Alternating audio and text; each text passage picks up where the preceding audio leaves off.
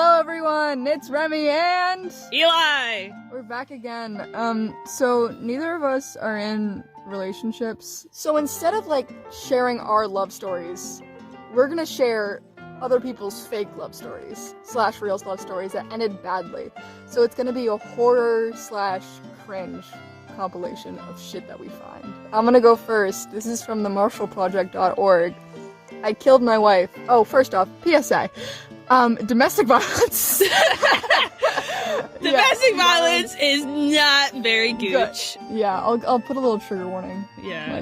The not poggers. Not poggers trigger warning? Yeah, we'll do that. I killed my wife. Now I help prevent domestic violence. So neither me or Eli have read any of these stories. Yeah, that's like if Jeffrey Dahmer was like a civil rights activist. 28 years ago is a good long time to review one's life, and it has taken me that long to make sense of what I did. I've heard it said by some that we in prison, that our lives cannot change, and that we should not be judged by a single misguided decision. Yet I am an avid reader, consumer of knowledge, and conversationalist.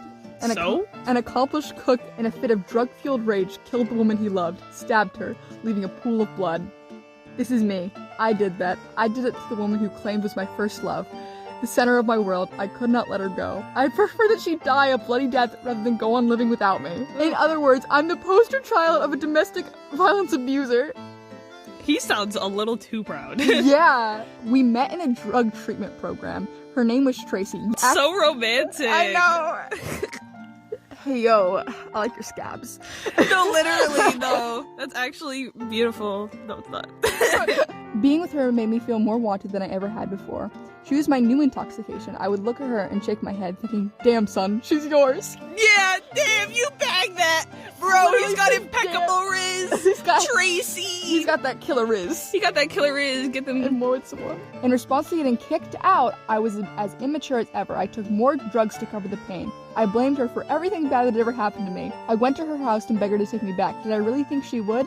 I knew that I frightened her, but in my spiraling rage, I blamed her, of course. I struck her with a knife with a violent force 13 times. He remembered the times. The hit to the throat is what killed her. No, I think the other 12 killed her, too. They said I fled on foot, hid for a brief period, then turned myself in. So I read an article in the Washington Post about the survivor of domestic violence, which led to a years-long correspondence that helped me recognize that I could still bring value to the world despite my evil deed. I am currently serving a life sentence. Oh my god, he's writing this in the fucking... Oh my god, he's writing this in his prison cell. Yeah. I do not know if I will ever get paroled, but I dream of getting out. No. Yeah, sorry, bro. No. I have become more aware of beauty, love, and goodness, yet I struggle with the concept of forgiveness. Beauty and love in prison? Yeah, he's literally just writing to an advocate group. Love advice.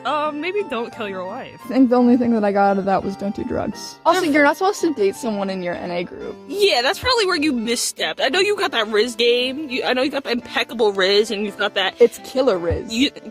I said impeccable, and it's I meant killer. It. Crack does kill. It took a lot of steps to get there. Maybe not you.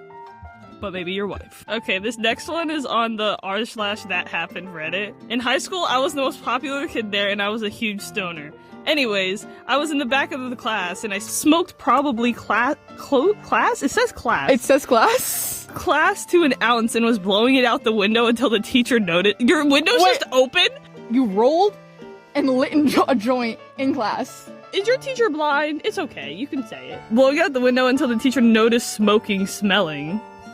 Smelling, love that for her.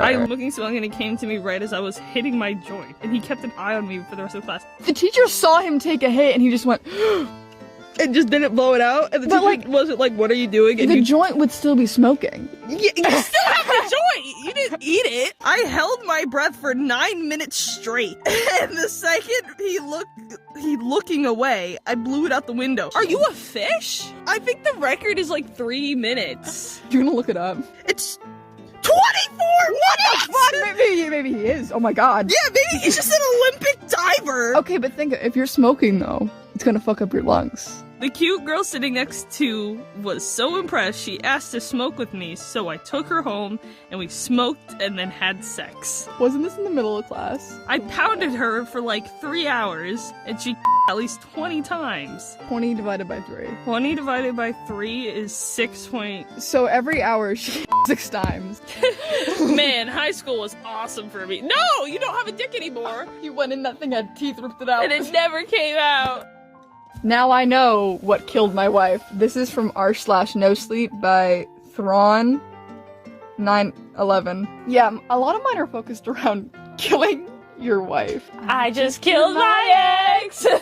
Nothing could have prepared me to find my wife dead in our cornfield that morning. Who the fuck has a cornfield? I don't know, Ohio. I have been married to my beautiful wife for over a decade.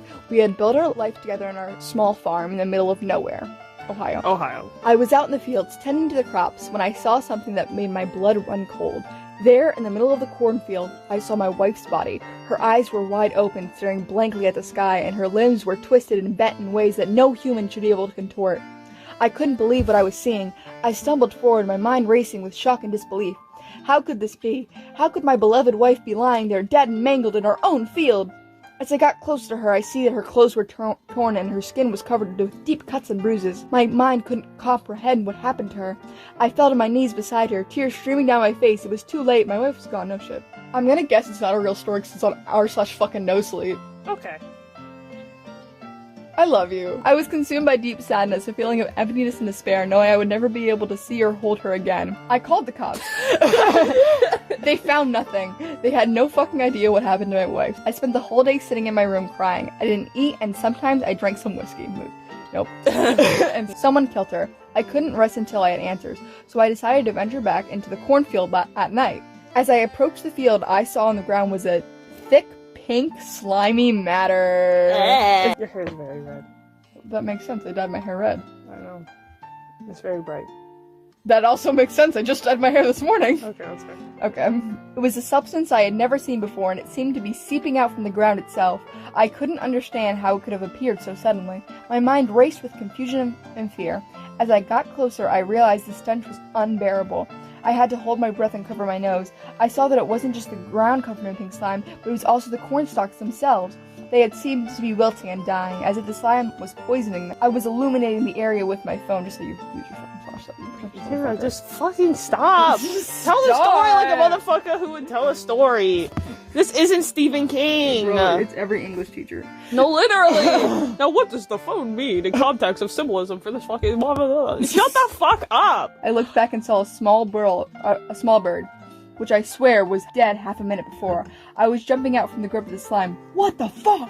It said that. It does. What the fuck? I raised my eyebrows. I'm 100% sure it was dead. Still fly. As it flew away and vanished in the dark, I thought I was going crazy. Maybe it's just stress. Maybe a good sleep. The bird suddenly appeared again from the night sky and attacked my face. As soon as I grabbed its neck, it snapped immediately. I was so tired, I just went to my bedroom, which was our bedroom a few days before. Oh my god, shut the fuck up. You're so annoying. You're so annoying. You killed your wife, you know it. You know it. We got high on the corn. The corn is drugs. At the stalks. And you're Walter White. The corn is drugs, and you're Walter White. Yeah. The next morning I woke up early. I had to plan the funeral and inform my relatives about what had happened. I had still no idea what to tell them. As I went back to the cornfield, I was surprised to see that the pink slime was gone. Why'd you go back there? How about you fucking stop? How about you go visit your mother or something? Like, true. Leave. Like, honestly, yeah. Get the fuck out of Ohio. I was hallucinating because of the stress. It was all because of the stress. Totally understandable. The day quickly went by, and when I arrived back home, I was just as tired as the night before, but I just couldn't understand why. I wasn't feeling well. When I wanted to shower and look in the mirror, my skin looked pink. It looked like that strange slime was leaking out of my skin. This is like that anime I got reincarnated as a slime. I haven't seen that, but now it's very interesting to me. Yeah, it's kind of like that. Except actually not at all. Oh, apparently the thing is a Polgari?